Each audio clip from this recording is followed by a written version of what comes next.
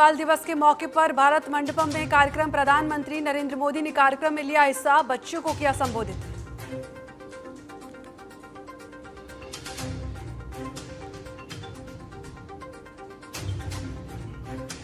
बांग्लादेश में हिंदुओं के खिलाफ हिंसा पर भारत सख्त, विदेश मंत्रालय ने की निंदा, कहा हिंदुओं पर हमले स्वीकार नहीं।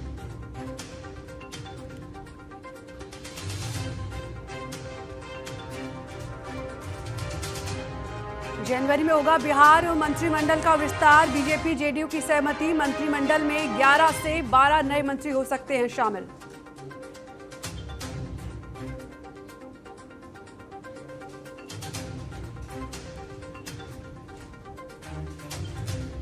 जयपुर के चोमू में सांप्रदायिक बवाल के बाद पुलिस का बड़ा एक्शन, 75 पत्थरबाज गिरफ्तार, इलाके में मार्च निकाल रही पुलिस।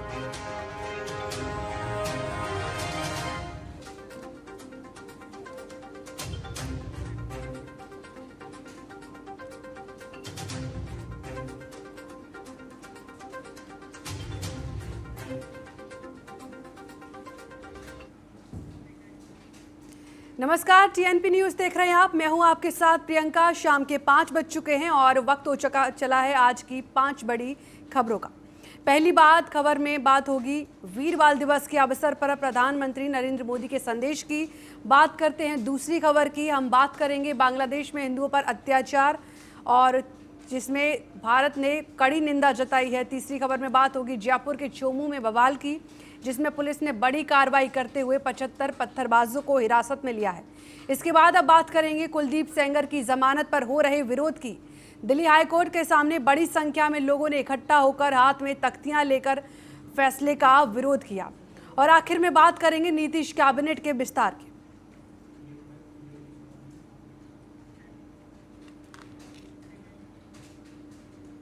और अब वक्त पहली बड़ी खबर का, जहां प्रधानमंत्री नरेंद्र मोदी के नई दिल्ली के भारत मंडपम में वीर बाल दिवस के मौके पर आयोजित राष्ट्रीय कार्यक्रम में हिस्सा लिया। इस दौरान पीएम मोदी ने छोटे बच्चों से बातचीत की और कार्यक्रम को संबोधित करते हुए कहा कि मुगल शायद भूल गए थे कि हमारे गुरु कोई साधारण इंसान नहीं थे। इसके साथ ही पीएम ने कहा कि उम्र से कोई छोटा बड़ा नहीं होता।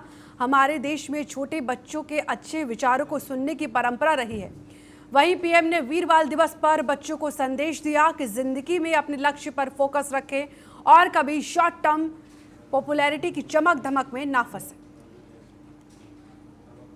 समय की सबसे बड़ी सत्ता से टकराना पड़ा। वो लड़ाई भारत के मूल विचारों और मजहबी कट्टरता के बीच थी। वो लड़ाई सत्य बनाम असत्य की थी। उस लड़ाई के एक और दशम गुरु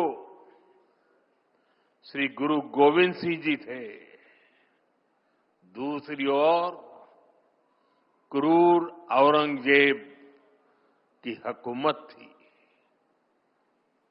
हमारे साहिबजादे उस समय उम्र में छोटे ही थे, लेकिन औरंगजेब को, उसकी क्रूरता को इससे कोई फर्क नहीं पड़ता। वो जानता था उसे अगर भारत के लोगों को डराकर उनका धर्मांतरण कराना है तो इसके लिए उसे हिंदुस्तानियों का मनोबल तोड़ना होगा। और इसलिए उसने साहिबजादों को निशाना बनाया। लेकिन साथियों, औरंगजेब और उसके सिपह सालार भूल गए थे हमारे गुरु कोई साधारण मनुष्य नहीं थे। यहां मेरा युवा भारत संगठन से जुड़े इतने सारे युवा यहां उपस्थित हैं। एक तरह से आप सभी जैन जी हैं।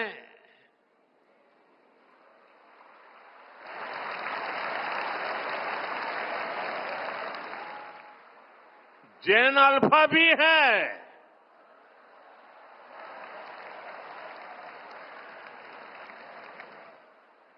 आपकी जनरेशन ही भारत को विकसित भारत के लक्ष्य तक ले जाएगी।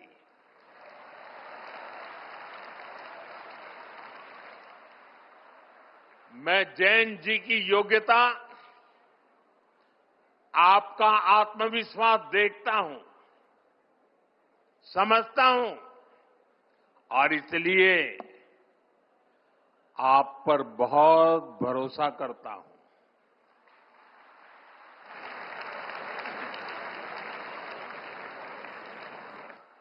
हमारे यहां कहा गया है, बालादपि ग्रहीतव्यम युक्त मुक्तम मनीषी भी, अर्थात अगर छोटा बच्चा भी कोई बुद्धिमानी की बात करे तो उसे ग्रहण करना चाहिए।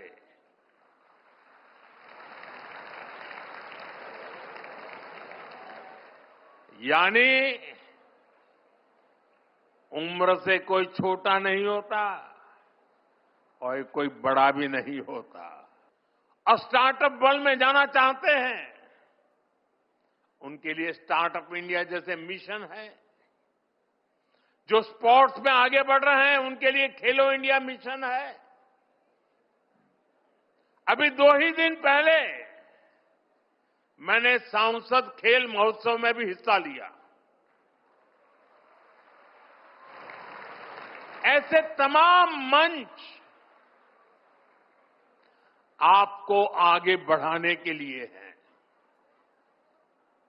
आपको बस फोकस रहना है और इसके लिए जरूरी है कि आप शॉर्ट टर्म पॉपुलैरिटी की चमक दमक में न फंसें। और अब बात दूसरी बड़ी खबर की, जहां बांग्लादेश में हिंदुओं पर हो रहे अत्याचार और हिंदू युवकों की हत्या के मामले में विदेश मंत्रालय ने सख्त रुख अपनाया है। विदेश मंत्रालय के प्रवक्ता रणधीर जायसवाल ने प्रेस ब्रीफिंग में कहा कि भारत विरोधी झूठे नैरेटिव को भारत पहले ही खारिज कर चुका है। कानून व्यवस्था और सुरक्षा बनाए रखना पूरी तरह बांग्लादेश की अंतरिम सरकार की जिम्मेदारी है। भारत हालत पर कभी नजर बनाए हुए और अल्पसंख्यकों के खिलाफ जारी शत्रुता पर गहरी चिंता जताता है। एमईए के मयनमन सिंह ने एक हिंदू युवक की हालिया हत्या की निंदा करते हुए कहा कि अंतरिम सरकार के कार्यकाल में अल्पसंख्यकों के खिलाफ 2900 से ज्यादा घटनाएं दर्ज की गई हैं। इन घटनाओं को मीडिया की या महज राजनीतिक हिंसा बताकर खारिज नहीं किया जा सकता। जायसवाल ने कहा कि घटनाएं कोई मीडिया का बढ़ा चढ़ाकर बताया गया आंकड़ा नहीं है, ये एक कड़वी हकीकत है जिसे झुटलाया नहीं जा सकता।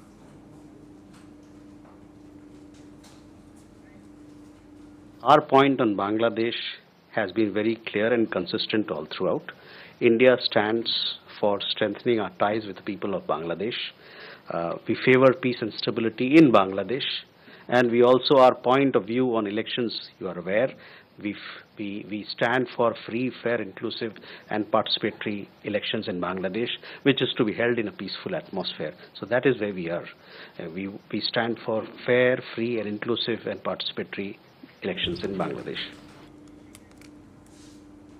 इस खबर पर और ज्यादा जानकारी के साथ हमारी सहयोगी अपराजिता हमारे साथ जुड़ चुकी हैं। अपराजिता, बांग्लादेश को लेकर एमईए की प्रेस ब्रीफिंग हुई, इसमें क्या कुछ मुद्दे रखे गए? बिल्कुल, देखिए प्रियंका, बांग्लादेश में इतने दिन से जो हाहाकार मचा हुआ है, माइनॉरिटी को जो टारगेट किया जा रहा है, उसको लेकर के आप देखेंगी पूरे भारत में जो है जगह जगह पे प्रोटेस्ट किया गया था और सबकी नजर जो थी वो सरकार पर टिकी हुई थी कि आखिर भारत सरकार इस पर क्या संज्ञान ले रहा है। और आज जिस तरीके से एमईए यानी कि विदेश मंत्रालय ने अपनी बातें रखी इस मुद्दों को लेकर के, तो उससे साफ नजर आ रहा है कि भारत ने इस पर अपना कड़ा रुख अपनाया है। साफ तौर पर विदेश मंत्रालय की तरफ से ये कहा गया है कि देखिए बांग्लादेश के आंतरिक मुद्दों पर जो है भारत दखलंदाजी नहीं कर रहा है, लेकिन वहां हो रहे घटनाओं पर और अल्पसंख्यकों के साथ जो मामले तेजी से बढ़ रहे हैं उन पर जो है भारत की नजर बनी हुई है। और वहां के नागरिकों की सुरक्षा की पूरी जिम्मेवारी जो है वहां के अंतरिम सरकार की, यानी कि यूनुस सरकार की है। तो भारत का ये एक तरफ से आप चेतावनी भी मान लीजिए, और उन्होंने सीधे तौर पे आंकड़े बताए हैं, साफ तौर पे कहा है कि अभी जो अंतरिम सरकार है बांग्लादेश की, उनके राज्य में जो है 2900 यानी 2900 से ज्यादा ऐसे मामले आए हैं जहां पर हिंसा भड़की है, लोगों के साथ गलत हुआ है। और इसके अलावा मीडिया में दिखाई गई रिपोर्ट और राजनीतिक हिंसा को भी नकारते हुए उन्होंने सीधे तौर पर यही कहा है कि सिर्फ हम इन्हें यह बताकर अपना पल्ला नहीं झाड़ सकते, ये जमीनी हकीकत है जो आंखों से दिखाई दे रही है। तो विदेश मंत्रालय का यूं इस प्रकार से कड़ा रुख अपनाना साफ तौर पे बांग्लादेश के लिए एक तरीके से चेतावनी है। और ये बताया गया उनकी तरफ से कि वहां के जो माइनॉरिटी वर्ग हैं, चाहे आप हिंदू की बात कर लीजिए या फिर अन्य जाति की जो कि अल्पसंख्यक में काउंट होते हैं, उनके साथ जो दुर्व्यवहार हो रहा है, हिंसा की घटना हो रही है, उस पर जो है अंतरिम सरकार जो है वो रोके। और भारत पूरी तरीके से जो है फ्री और फेयर, बांग्लादेश में फ्री और फेयर इलेक्शन के समर्थन में। और कुछ लोग जानबूझ करके भारत विरोधी का नैरेटिव वहां पर फैला रहे हैं, जिसको रोकने की भी जिम्मेदारी वहां की सरकार की है, क्योंकि भारत इस पर जो है अपना पक्ष पहले ही साफ कर चुका है और उनके सवालों को खारिज कर चुका है कि ऐसा कुछ भी नहीं है, ये दंगा भड़काने के लिए भारत के खिलाफ ऐसे नैरेटिव बनाई जा रही है। और इसके अलावा आपको बता दें प्रियंका, इसके अलावा भारत यानी कि विदेश मंत्रालय ने अपनी चुप्पी जो है H1B वीजा पर भी तोड़ी है, जिसमें देरी हो रही है। अमेरिका का वर्क वीजा है जिस पर सबसे ज्यादा भारतीय प्रोफेशनल्स काम करते हैं, और उस पर जो देरी हो रही है उसको लेकर के भी सीधे तौर पर जो है विदेश मंत्रालय ने कहा है कि उस पर भी भारत की नजर बनी हुई है और अमेरिका के संपर्क में है कि जल्दी ही लोगों को मुहैया कराया जाए ताकि लोग अपने काम पर लौट सके। और उसके अलावा ऑस्ट्रेलिया के अगर आप बॉन्डिंग बीच की बात करें, जहां पर अभी बहुत तेजी से मामला निकल करके आया था कि वहां पर चाकू से हमला किया गया था, और वो सिडनी का एक बहुत फेमस इलाका है जहां पर सबसे ज्यादा टूरिस्ट और भारतीय समुदाय के लोग रखते हैं। तो MEA ने इस पर भी अपना बात रखा है और इस पर अपडेट देते हुए उन्होंने साफ तौर पर कहा है कि उनके संपर्क में है विदेश मंत्रालय, और वहां पे जो हिंदू वर्ग हैं, जो लोग हैं, उनके लिए जो है सुरक्षा की बातें लगातार कर रहा है। तो कुल मिलाकर क्या आप इस प्रेस ब्रीफिंग को इस नजर से देख सकते हैं कि भारत सरकार अल्पसंख्यकों पर हो रहे अत्याचार के खिलाफ कोई ठोस कदम उठा सकती है? जी बिल्कुल, देखिए प्रियंका, ये जिस तरीके से आज MEA की तरफ से जो है बातें कही गई हैं, उससे आप एक तरीके से चेतावनी मान सकती हैं, क्योंकि आप देख रही हैं कि किस तरीके से माइनॉरिटी को, स्पेशली माइनॉरिटी में आप बात करेंगे तो हिंदुओं को जिस तरीके से टारगेट किया जा रहा है, और सबकी नजर भारत सरकार पर लगातार थी कि भारत सरकार इस मामले में क्या संज्ञान लेता है। तो इसे एक चेतावनी के तौर पर देखा जा सकता है कि चेतावनी दे दी गई है कि भारत की नजर जो है अपने हर एक उन लोगों पर बनी हुई है जो भारत के बाहर है, और आने वाले समय में अगर इस तरीके के मामले निकल करके आते हैं तो भारत इस पर कड़ा रुख अपनाएगा। जी ठीक है अपराजिता, हमारे साथ जुड़ने के लिए और ये जानकारी साझा करने के लिए शुक्रिया। और फिलहाल वक्त एक ब्रेक का, जल्द हाजिर हो।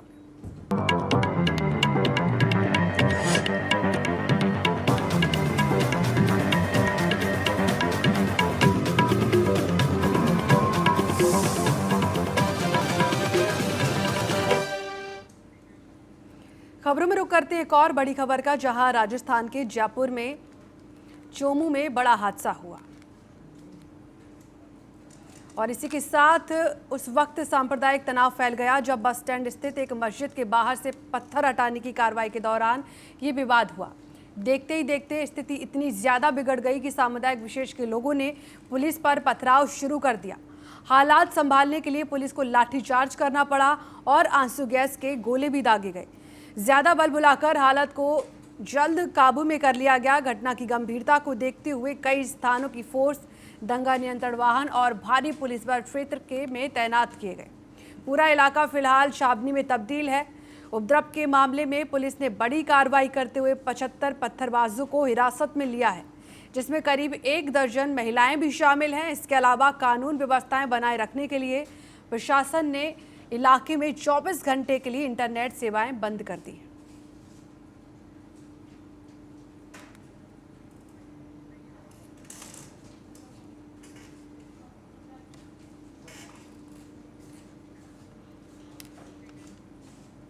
और अब बात करते हैं बिहार की, जहां नीतीश कुमार सरकार में मंत्रिपरिषद विस्तार को लेकर सियासी हलचल तेज हो गई है।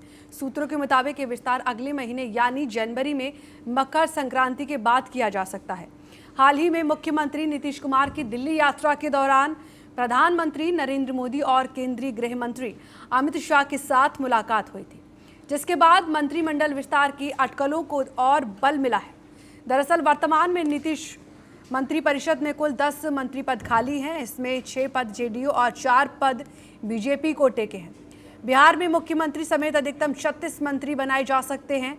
एनडीए मंत्रिपरिषद के तय फॉर्मूले के अनुसार बीजेपी के हिस्से 17, जेडीयू के पास 15 और एलजेपी के 2 और हम और आरएलपी को एक मंत्री पद निर्धारित है। इस लिहाज से अभी जेडीयू के 6 और बीजेपी के 4 मंत्री बनाए जाने की गुंजाइश बनी हुई है।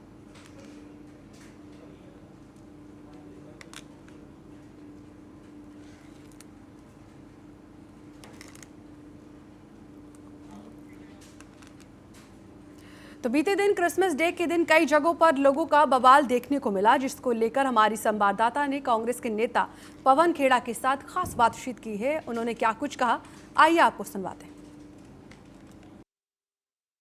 इस वक्त हमारे साथ बातचीत करने के लिए मौजूद है सर, आपने जो नवनीत सहगल पे प्रेस कॉन्फ्रेंस करी, क्या कुछ कहेंगे? एक ऐसे पद पे इस व्यक्ति को बैठाया गया जिसके बारे में इनकम टैक्स की रिपोर्ट सरकार के पास है, उसके बावजूद उस व्यक्ति को आपने प्रसार भारती का चेयरमैन बनाया और फिर आनंद फानन में उसका इस्तीफा लिया। आप सुना फिर उसको कुछ बनाने जा रहे हैं। तो ये हैरानी की बात है कि प्रधानमंत्री को क्या ये नहीं पता था कि इस व्यक्ति की असलियत क्या है? कल सीडब्ल्यूसी की बैठक है, कितने प्रस्ताव पारित होंगे अरावली को लेकर? बताएंगे आपको, जो भी प्रस्ताव आएंगे वो कल ही उसके बारे में चर्चा करेंगे। मनरेगा को लेके आप लोग लगातार कल जरूर उस पर चर्चा करेंगे। क्रिसमस था कल और हमने देखा कि कई जगह हनुमान चालीसा पढ़ी गई। गुंडागर्दी जो हमने देखी, ये किसी धर्म के व्यक्ति नहीं हो सकते, क्योंकि ऐसी गुंडागर्दी की अनुमति कोई धर्म नहीं देता। और एक बहुत पुरानी सभ्यता है भारत की।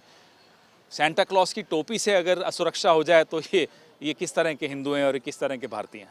भाजपा के लगातार कह रही है, आज आईएनसी की नई फुल फॉर्म उन्होंने बताई है, इनसिक्योर नेहरू कांग्रेस। इसको छोड़िए ना, इनको बोलने दीजिए। इनके बोलने से क्या हो रहा है?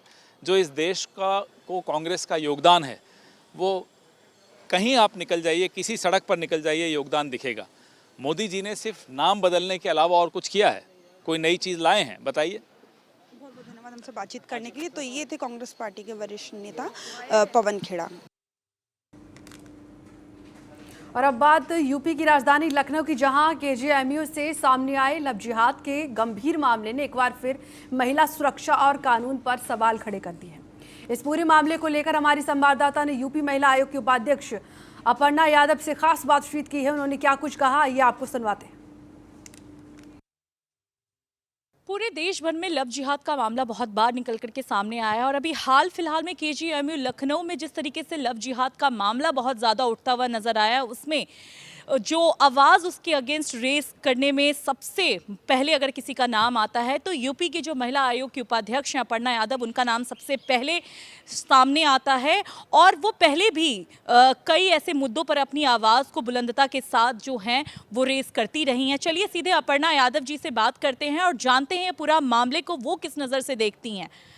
मैम, जिस तरीके से केजीएमयू लखनऊ में जो ये लव जिहाद का मामला निकल करके सामने आया है, इसको आप कितनी बड़ी चुनौती के तौर पर देख रही हैं? डेफिनेटली ये बहुत बड़ी चुनौती है, क्योंकि इसमें एक हिंदू लड़की का जबरन धर्म परिवर्तन करवाने का प्रयास किया गया है, जबकि जो डॉक्टर मलिक है उसकी एक शादी ऑलरेडी हो चुकी है, वो भी एक हिंदू लड़की से थी और उस लड़की का भी जबरन धर्म परिवर्तन कराया गया। दूसरा विषय इसमें ये शॉकिंग इसलिए है कि उस लड़के ने, डॉक्टर ताहिर मलिक ने बताया नहीं कि मेरी शादी हो चुकी है। तो इस बच्ची को जो पढ़ने आई थी लखनऊ में, इसको जो है अंधेरे में रखा गया। जब उसके बार बार मना करने के बावजूद, जब उसे पता चला कि भाई शादीशुदा व्यक्ति है और बार बार मना करने के बावजूद उसने इस तरीके की घटनाक्रम की कि उसको स्टॉक करने का प्रयास किया, उसको थ्रेट करने का प्रयास किया, उसको फिज़िकली अब्यूज़ किया, तो वो लड़की परेशान हुई। उसने सुसाइड करने का प्रयास किया। और भगवान के आशीर्वाद से वो बच गई। मैं समझती हूँ उस लड़की की बड़ी ब्रेवरी है, बड़ी दाद देनी पड़ेगी कि वो महिला आयोग तक आई मेरे पास, और मेरी प्रतिबद्धता है कि मैं उसे न्याय दिलाना चाहती हूँ। मैं प्रदेश सरकार का बहुत बहुत धन्यवाद करना चाहती हूँ कि तुरंत महिला आयोग के एक बार लिखने पर उसकी उसी दिन that very same day FIR दर्ज हुई और उसे पुलिस की सुरक्षा मिली और उसका बयान बहुत अच्छी तरीके से बहुत सुरक्षित वातावरण में दर्ज कराया गया। बहुत बहुत धन्यवाद, आप हमारे साथ जुड़ी। तो आपने अभी देखा कि अपर्णा यादव जो महिला आयोग की, उत्तर प्रदेश के महिला आयोग की उपाध्यक्ष हैं, उन्होंने बेबाकी के साथ लव जिहाद वाले मैटर पे अपनी बातें रखी और साथ ही उन लोगों को चेतावनी दी जो लव जिहाद करके लोगों का धर्म परिवर्तन करते हैं और महिलाओं के साथ अत्याचार करते हैं। और फिलहाल इस बुलेटिन में इतना ही। आप देखते रहिए TNP न्यूज़। नमस्कार।